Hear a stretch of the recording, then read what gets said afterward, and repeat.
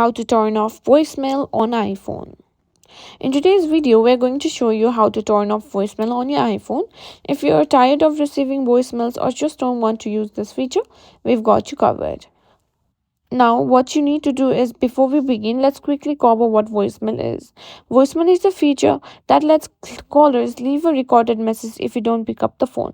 But if you don't find it useful, turning it off can help streamline your experience and save you from those unwanted notifications.